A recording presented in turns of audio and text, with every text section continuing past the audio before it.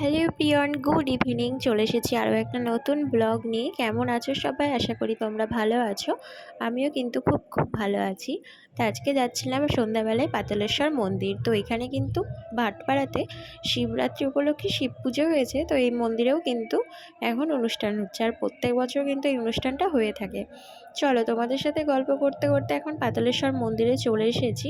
তো দেখো, আজকে আমার সাথে কিন্তু আমার বড় এসেছে, তো ওর জন্যই আরও আসা।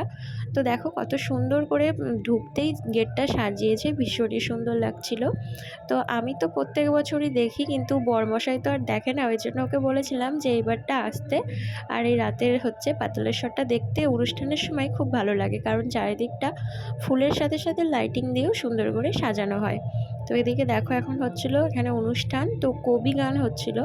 আর এইদিকে মন্দিরটা দেখো কত লাইটিং দিয়ে সাজিয়েছে। তো প্রত্যেক বছরই এইভাবে সাজানো হয়, খুব সুন্দর লাগে। তো এখন চলে আসলাম মন্দিরের ভেতরে। তো সেদিন তো ভিড়ের চোটে তো সেভাবে ভিডিওই করতে পারিনি। তো এখানে বাবাকে একটু দর্শন করে নিলাম।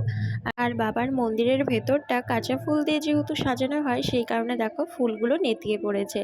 যেই দিন জল ঢালতে এসেছিলাম সেই দিন কিন্তু দারুণ লাগছিল দেখতে। তো চলো, এরপরে এখন আমরা মন্দিরের ভেতর থেকে বাইরে চলে এসেছি। তো এখানে একটু ছবি তুলছিলাম, আর চারিপাশটাতে তো গান বাজনার জন্য আওয়াজ হচ্ছিল, সেই কারণেই পরে ভয়েসগুলো দেওয়া।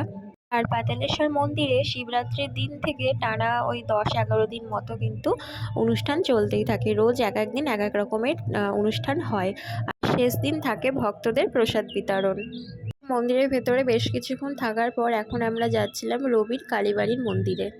তো আমরা এখন পাতালেশ্বর মন্দির থেকে এখন বেরিয়ে এসেছি। পাতালেশ্বরের পাশে যেই রবির কালী মন্দিরটা আছে, তো সেখানেই যাচ্ছি। তো মায়ের মন্দিরে চলে এসেছি, আর এসে দেখলাম যে মায়ের দরজা বন্ধ রয়েছে। যেহেতু কিছুদিন আগে এই মন্দিরে একটা অঘটন ঘটে গিয়েছিল, তো সেই কারণেই হতে পারে। না হলে এর আগে যতবার এসেছি সন্ধ্যাবেলায় কিন্তু দরজা খোলাই থাকে। তো চলো বাইরে থেকে প্রণাম করে নিলাম।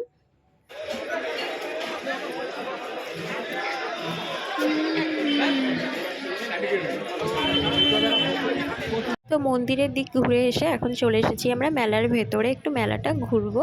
তো মেলাতে সেরকম কিছুই নেওয়া নেই, কারণ এখানে এত অনুষ্ঠান হয় আর দুদিন পর পর এত মেলা হয়, যে কারণে সব কিছুই নেওয়া হয়ে গিয়েছে।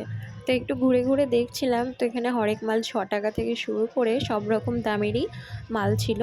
তো এরপরে দেখো আমরা চলে এসেছিলাম একটু ফুলের দোকানে, আর ফুলগুলো দেখছিলাম, তবে ফুলগুলোর দাম কিন্তু খুব বলছিল। তো যেই কারণে ফুল তো বাড়িতে রয়েছে, তো সেই কারণে আর নিইনি।